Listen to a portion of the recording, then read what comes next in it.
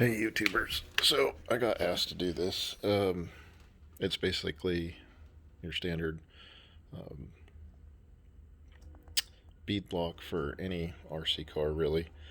It's going to work best on a bead lock because you can remove the tire if you need to or work on it. If not, you're going to have to take your regular RC wheel, glue your tire to it, and then based on that you can try boiling it to get it off again if you ever need to service or work on it, but if not, it's kind of where you're at with it. Anyway, doesn't matter which side. I just took the back side off for me because I've already cut and shut this wheel. So front side, standard Allen's. Back side, ring removed. Since I cut and shut the wheel, I used a standard Phillips head screw that's a little longer, adds a little bit more strength. And I will pull it back here. You can see there, not the greatest, but it's glued. It's cut and shut. I took from the back side, so it basically pushes your wheel out, giving you more turning clearance. And then basically I just went in with a 1564 drill bit. Let's see if you can get a good shot of that. Drilled straight through. And then literally you just take your standard sport ball needle valve pump. Just doesn't have to be anything fancy. And I didn't even glue this valve in, but a 1564 is just tight enough to pull that needle valve like straight through there. I'm going to set the phone down real quick because I can't do this with just one hand, so 1 second.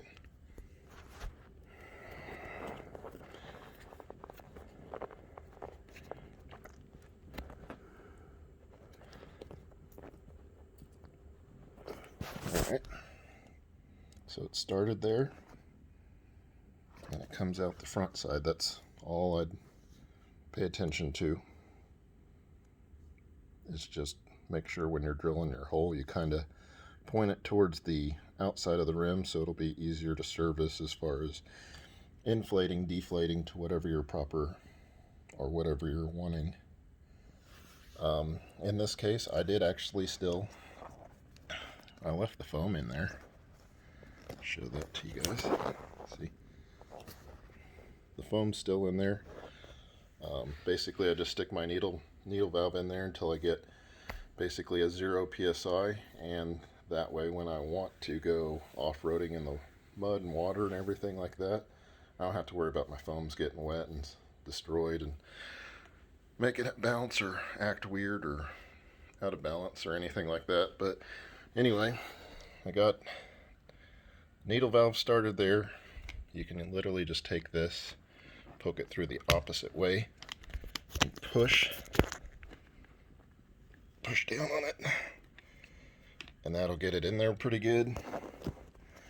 And then literally if you want it up any more than that, you can grab it with some needle nose and pull it up more, but honestly just poking it in with the actual pump needle, that's how I get it in there, and then you just air it up as accordingly.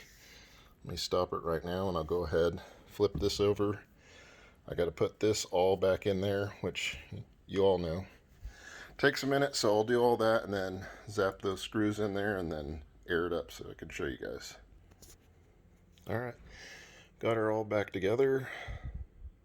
Zap my screws in there. There's the needle valve. We're just going to go ahead, insert our pump, and then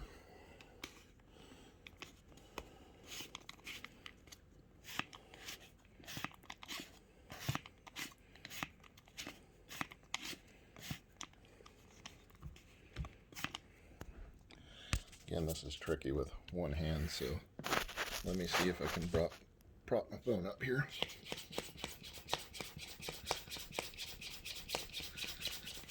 And so, there. Now it's got buoyancy. Some people don't like them that hard. It just really whatever you're going for. By inflating it though, your circumference or your diameter of your tire is going to get bigger, basically giving you more ground clearance. and it is going to make it a little bouncier, but all you have to do for that,